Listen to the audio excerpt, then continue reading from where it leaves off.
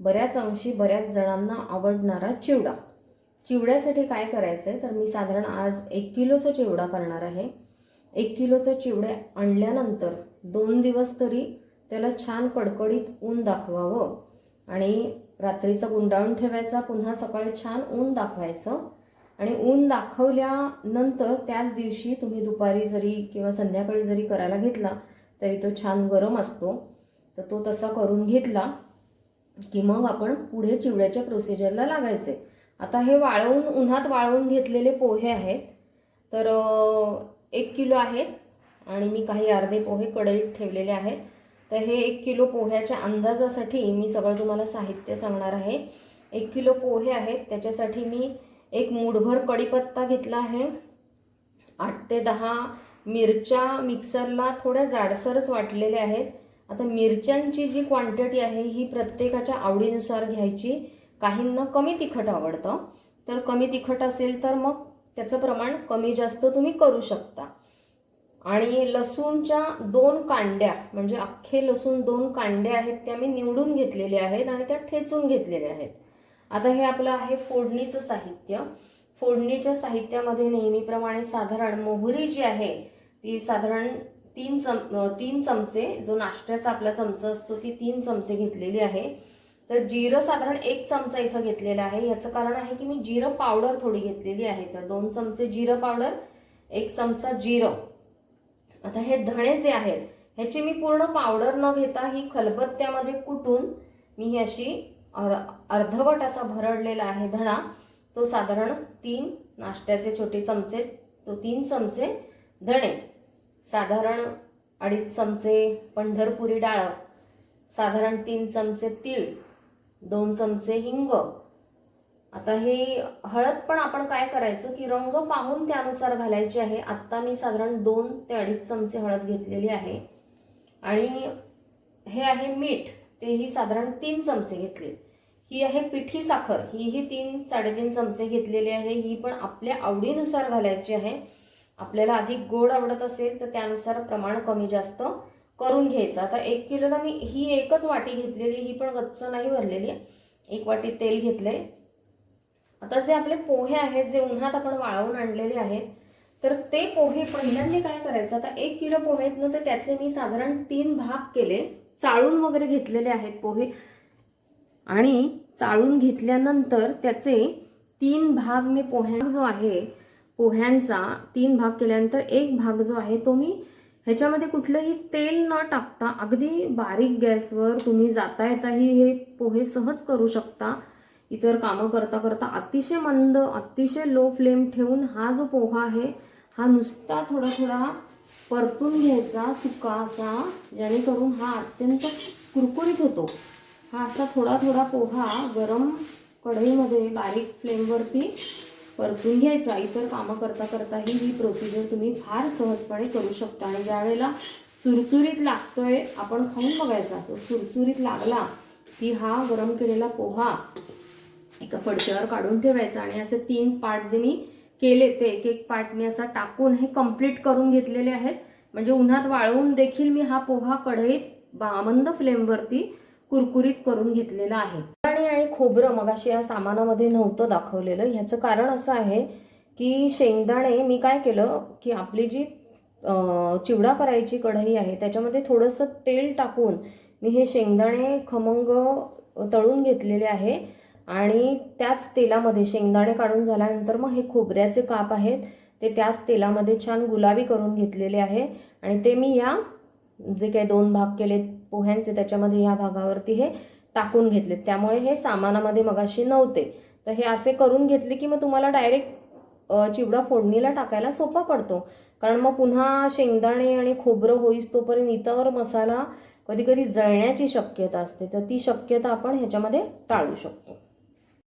आता आपण फोडणीसाठी जे 1 वाटीभर तेल होतं त्याच्यावर मी अगदी थोडंसं तेल जास्त वाढवलं आहे आणि ते आता तापलेलं आहे कडकडीत. तर पहिल्यांदा आपण मोहरी टाकून घेऊया.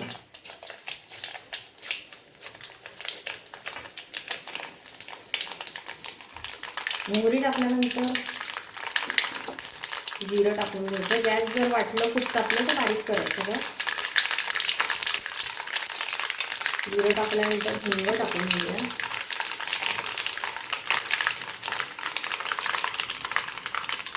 आणि त्यानंतर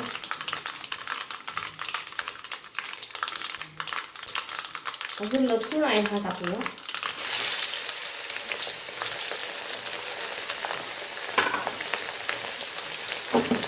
लसूण व्हायला वेळ लागेल म्हणून थोडा गॅस मी मोठा केलेला आहे.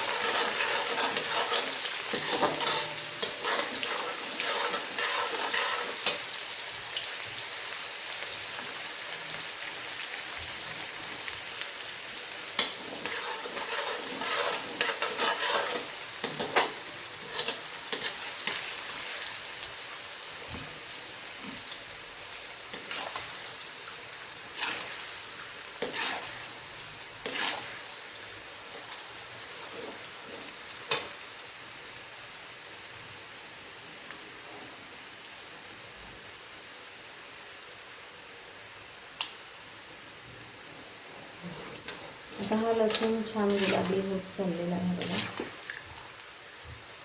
छान कुरकुरीत इथं झालेला आहे.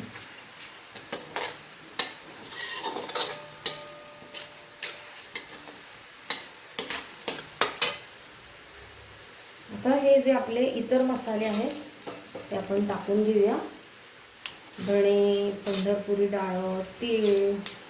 गॅस बारीक करूया थोडा, कारण हे जळता कामा नये मसाल्याची काळजी घ्यायची नेहमी. जिरं, हळद थोडी सांभाळून घालायची, कारण ती कधी कधी रंग समजत नाही, जास्त होता कामा नये याची काळजी घ्यायची. आता हे मसाले फार परतत बसायचे नाही. कढीपत्ता टाकून घ्यायचा, कारण की त्या कढीपत्ता आणि मिरचीच्या ह्याच्यामध्ये ते मसाले चांगले होतात. त्यामुळे जी आपण मिरची आणि कढीपत्ता लगेचच टाकून घेतलेला आहे. आता हा जो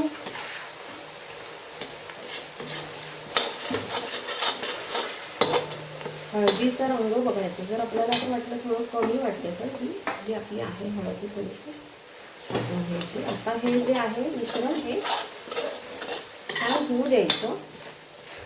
हे मिश्रण जे आहे हे कढीपत्ता यातला किंवा मिरची ही नरम राहता कामा नये, ती कुरकुरीत व्हायला पाहिजे. ती जेव्हा कुरकुरीत होईल त्याच वेळेला आपण पोहे टाकून घ्यायचे. मीठ मी आत्ता टाकलेलं नाही आहे, जरा मसाले थोडे कुरकुरीत झाले की मग मीठ टाकणार आहे. आता गॅस मी थोडं मध्यम करते. हा गॅस आपण फोडणी टाकताना किती तापलं आहे त्यावरून आपण ठरवू शकतो. हळदीचा रंग बरोबर वाटतो आहे.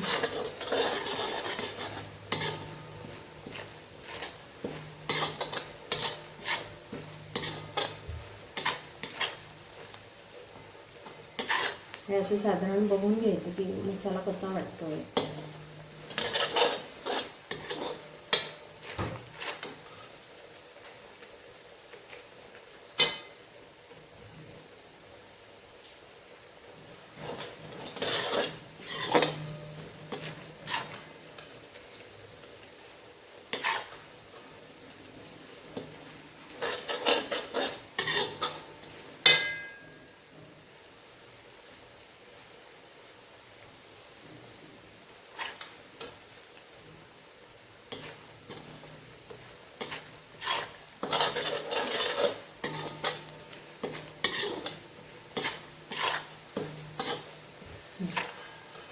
आता बघा साधारण हे जे आपण हलवतो ना त्यावेळेला हे मिश्रण ना थोडं आधी जड वाटत असतं, कारण की ओले असतात मसाले. जसं जसं ते मिश्रण होत येतं ना तसं तसा हा हाताला आपल्याला हलका वाटायला लागतो मसाला, आणि असा एक प्रकारचा खमंग वास येतो. एक चुरचुरीतपणा हा आपण असा ओढला की चुरचुरीतपणा त्याच्यामध्ये जाणवायला लागतो. त्याच्यावरून आपण समजून घ्यायचं की आपला मसाला होत आलेला आहे. आता अशा स्टेजला हे मीठ आपण टाकून घ्यायचं, आणि साखर मात्र नंतर टाकायची. मीठ मी चांगलं मिसळून घेतलेलं आहे आणि मला तो मसाला आता हलका आणि चुरचुरीत वाटायला लागला आहे. आता आपण पोहे जे आहेत आपले ते टाकून घेऊया त्याच्यामध्ये.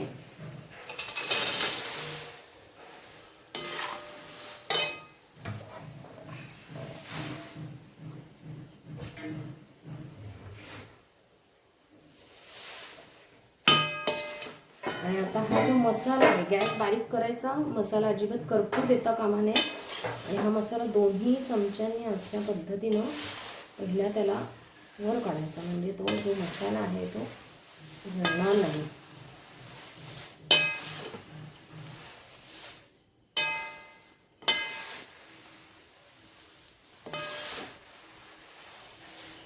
तुम्हाला पोह्यांचा बघा आवाज येत असेल, याचं कारण आपण ते उन्हात आणि कढईत आधीच सुके भाजून घेतल्यामुळे त्याला एक आधीच खुसखुशीतपणा आल्यामुळे मग हे जेव्हा आपण हा चिवडा करतो ना त्यावेळेला मग खूप वेळ भाजण्याची जी प्रोसिजर आहे ती करावी लागत नाही.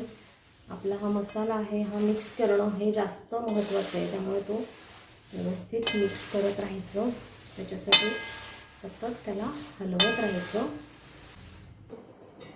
आता हे बघा, हे मिश्रण छान ढवळून एकजीव झालेलं आहे आणि चिवड्याला एक प्रकारचा हलकेपणा, खळखळ म्हणायचं माझे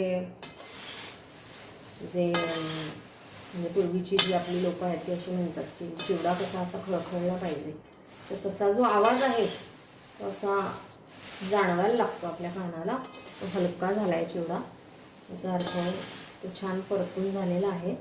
आणि हा चिवडा साधारण एक 20 मिनटं तरी तुम्ही मंद गॅसवर परतत राहायचा, हे फार महत्त्वाचं आहे.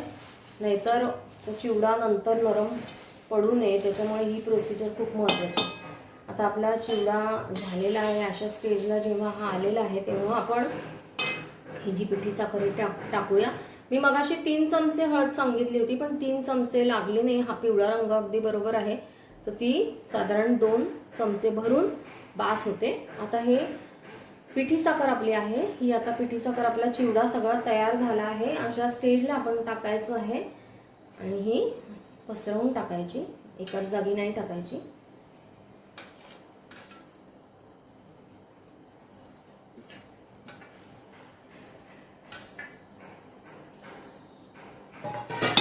पिठी साखर आपण व्यवस्थित मिक्स करून घेऊया आणि एक जरा 5 मिनिटं गॅसवर ठेवून द्यायचं, म्हणजे त्याची ही चव त्या पोह्यांमध्ये छान मुरते.